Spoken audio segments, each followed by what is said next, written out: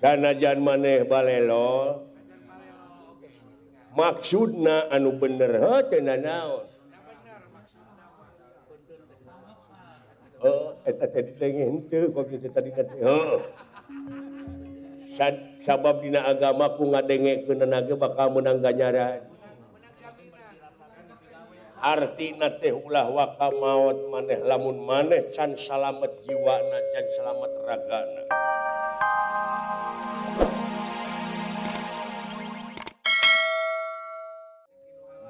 ya aduh laras kade cenah geuningan cik salah sahiji hadis 100 tahun budak can lahir ka dunya kudu geus dididik artina teh kudu ngadidik diri ti kiwari ieu awak ieu jiwa raga teh paraban ku rezeki anu halal di mana rezeki anu halal anu sah jadi kulit jadi daging jadi sungsum jadi balung jadi bagal pangawasan jadi mani nu ngajadi turunan anak bakal soleh jadi lamun urang hayang anak soleh teh kudu soleh heula urang jadi hirup teh kudu bener jeung bagong bager nah atuh ieu teh biwir bager maksud teh bager Gusti sanes bajigur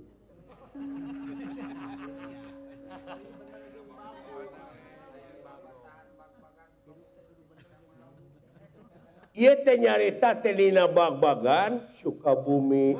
bag-bagan agama nah sia teh nah atuh ieu teh ngompol tuh geuning ngompol ngomong teh salah wae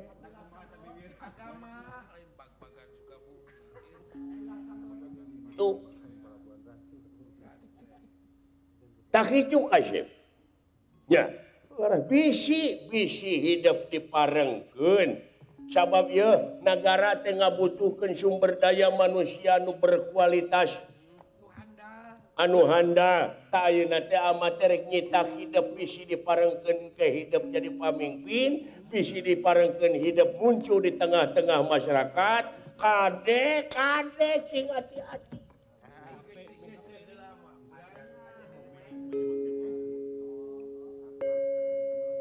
puasa dileuweung tapa dileuweung pantes rek kuat oge dawuh hakaneun tangke mah di mana hidup jadi pamimpin tah di dinya tapa teh dina kursi kasih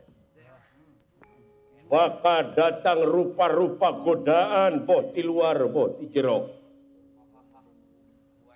aduh jadi moal patos-patos ama sasauran kitu upama teu aya kajadian loba pangna ieu nyarita kieu teh tina kajadian tina kanyataan nah ari ayat-ayat pangeran lain tina kajadian kitu da kajadian heula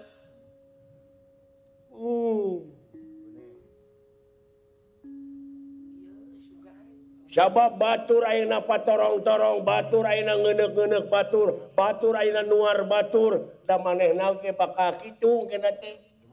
sabab naon sabab dasar agama dina jiwa teu aya kosong engke na teh kaituna teh anger paciwit-ciwit lutung si lutung pindah ka tungtung nu ditungtung ku heukeut nu dihandap oge ku heukeut nu di tengah we kagencet oray-orayan nya geuning kitu oray naon oray bungka naon bungka laut naon laut tipa naon tipa neuri ya eta teh dipaneuri teh naon anu bakal karasa mah di akhir sagala rupa pagawean oge balitungan dipaneuri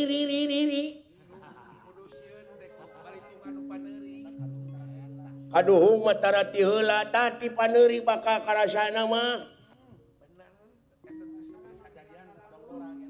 oh mun dina eta dina Fatihah mah panginten Malik Yaumiddin heeh ari mah teh makna teh mad tabi'i teh dua harakat artina perkara pikeun ki maneh jadi perkara pikeun maneh teh karajana di poe akhir tuh gini aya oge nu ngahartoskeun raja di poe akhir kumaha teh maksud raja di poe akhir teh Gusti ya di mana-mana maneh iman takwa ka pangeran hirup di dunya eueuh carekeun bener bager iman takwa ka anjeunna maneh teh bakal dipapag saperti raja ainu iman takwa mah dipapag ainu teu iman mah nu doraka dipepeg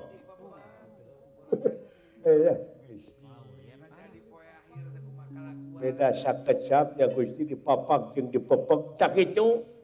kari milih we tah mah mending dipapag mending dipepeg garupina saperti doma we pan bedegong mah kaluar ti kandang jadi tajong jadi gusur jadi jua jadi punci itu nya tapi nu soleh mah ujug-ujug kencing gimana urang maot teh moal aya balitungan sabab manusia beda jeung sato saperti anjing puduk di jarian paeh nangan ukur samet bilatungan tapi jelema sajabana ti bilatungan bakal panggih jeung balitungan anu kudu dipertanggungjawabkeun ku dirina sewang-sewang ya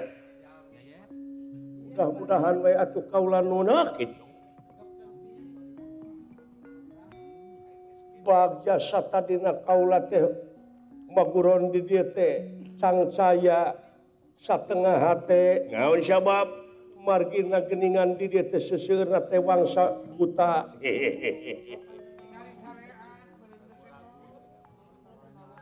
mundur mah kila wala tangdur man kola jadi dengekeun atuh perkara nu dicaritakeunana ulah ditenyo jelemana naon sababna sabab lamun nenyo jelemana bisi kapiheulaan ku resep atawa ku ngewa sabab kapiheulaan ku resep sanajan ngomongna salah da resep ka jelemana digugu we dituturkeun we sabalikna kapiheulaan ku ngewa sanajan ngomong bener ai ngewa maka jelemana da moal digugu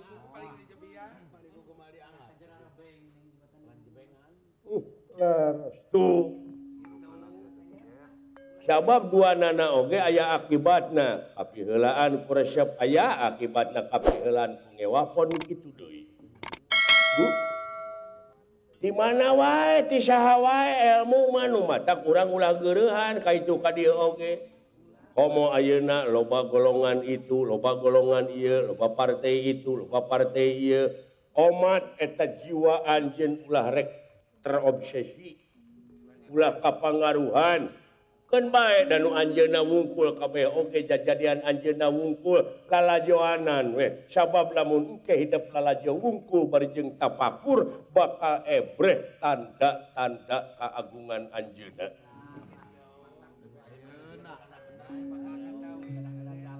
laras kulan nya malahan hidup Pangeran merebeja ulah waka maut maneh saat sana anjeun aya dina kaislaman. Oh abdi nguping teh kumaha itaqallaha haqqut qatihi wa la tamutuna illa wa antum muslimun.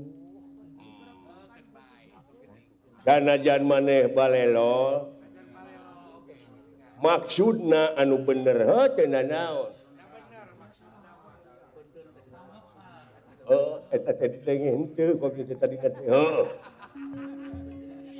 Sabab dina agama ku ngadengekeunna ge bakal meunang ganjaran. Artina teh ulah waka maot maneh lamun maneh can salamet jiwana can salamet ragana.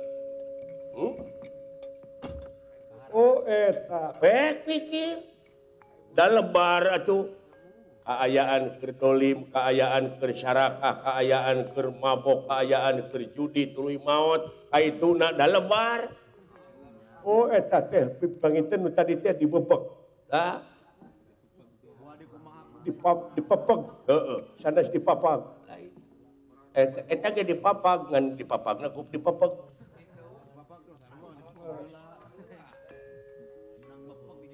Penastik kersah yang tumampar. Barang nu curaos impal cara sapraptanipun. Aletan ti nagara Astina. Rasidruna. Baladewa Karna oge para Kurawa oge sedanten wala dia bala tamtama semaka. Nyaeta maksud nyerobot kaya tempat margi.